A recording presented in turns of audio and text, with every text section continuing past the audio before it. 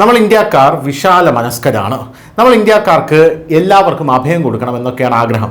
നമ്മുടെ രാജ്യത്തുള്ളവരെ അവർ അകത്തേക്ക് കയറി വന്ന് എന്ത് കാണിച്ചാലും യാതൊരുവിധ കുഴപ്പമില്ല, എല്ലാവർക്കും അഭയം കൊടുക്കണമെന്നുള്ളതാണ് ഇന്ത്യക്കാരുടെ ഒരു നിലപാടെന്ന് പറയുന്നത്.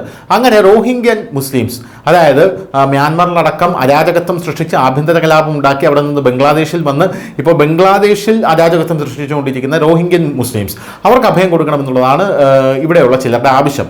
ഈ ആവശ്യവുമായി അവർ സുപ്രീം കോടതിയിലെത്തി. സുപ്രീം കോടതി എന്താണ് പറഞ്ഞതെന്നറിയണ്ടേ?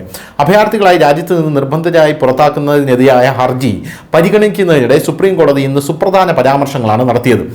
രാജ്യം ഇത്രയും ദുഷ്കരമായ സമയങ്ങളിലൂടെ കടന്നു പോകുമ്പോൾ നിങ്ങൾ ഇത്തരം സാങ്കല്പിക ആശയങ്ങൾ കൊണ്ടുവരുന്നുവെന്ന് കോടതി ഹർജിക്കാരനോട് പറഞ്ഞു.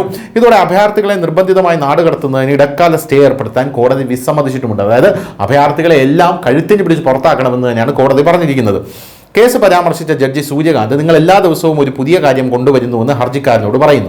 രാജ്യം ദുഷ്കരമായ സമയങ്ങളിലൂടെ കടന്നു പോകുമ്പോൾ നിങ്ങൾ സാങ്കല്പിക കാര്യങ്ങളുമായി കോടതിയിലേക്ക് വരുന്നു. കോടതി നിങ്ങൾക്ക് ആശ്വാസം നൽകി കഴിഞ്ഞാൽ നിങ്ങൾ പുതിയ കാര്യങ്ങളുമായി കോടതിയിലേക്ക് വീണ്ടും വീണ്ടും വരുന്നു.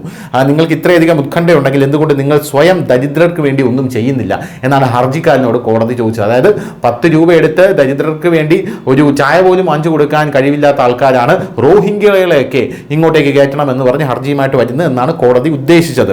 അടുത്ത വാദം കേൾക്കുമ്പോൾ മര്യാദയ്ക്ക് തെളിവുമായി ഹാജരാകണമെന്നും അഭിഭാഷകനോട് ഉത്തരവിട്ടു. അതായത് സുപ്രീം കോടതി ഇന്ന് പരിഗണിച്ച ഹർജിയോടൊപ്പം കോടതിയുടെ 3 അംഗ ബെഞ്ചിന് മുമ്പാകെ പരിഗണനയുള്ള മറ്റൊരു ഹർജിയും ചേർത്തിട്ടുണ്ട്. ഇനി വാദം കേൾക്കൽ ജൂലൈ 31 നടക്കുന്നത്. ഇതോടൊപ്പം വാദത്തോടൊപ്പം തെളിവും ഹാജരാക്കാൻ കോടതി അഭിഭാഷകനോട് ഉത്തരവിട്ടു. നാട് കടത്തലിനെതിരെ ഇടക്കാല സംരക്ഷണം നൽകാൻ കോടതി വിസമ്മതിക്കുകയും ചെയ്തു. എന്തായാലും നിർബന്ധിത നാടുകടത്തൽ രീതിയാണ് അല്ലെങ്കിൽ നടപടിയാണ് സർക്കാർ സ്വീകരിച്ചത് എന്നാണ് ഹർജിക്കാരൻ പ്രധാനമായും ആരോപിച്ചത്. ഇതൊന്നും തന്നെ കോടതി മുഖവിലയ്ക്കെടുത്തില്ല. അഭിഭാഷകൻ കോടതിയിൽ സമ്മർദ്ദം ചെലുത്താൻ ശ്രമിച്ചുവെങ്കിലും നല്ല രീതിയിലുള്ള വിമർശനമാണ് കോടതി അഭിഭാഷകന് നൽകിയതെന്നുള്ളതാണ്.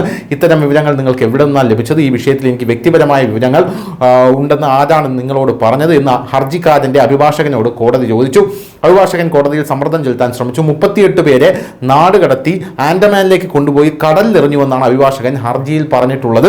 അവർ ഇപ്പോൾ ഒരു യുദ്ധമേഖലയിലാണ്. അപ്പോഴാണ് കോടതി പറഞ്ഞത് മര്യാദയ്ക്ക് തെളിവുമായി വരണം, ഇതിനൊക്കെ തെളിവുണ്ടെങ്കിലെന്ന്. ഇതോടുകൂടി വലിയ രീതിയിലുള്ള ഒരു വിവാദത്തിന് കൂടെ തുടക്കം കുറിച്ചിരിക്കുകയാണ്. എന്തായാലും കോടതി അഭിഭാഷകനെ കണക്കിന് ശകാരിച്ച് വിട്ടിരിക്കുകയാണ്. News desk, news India Malayalam.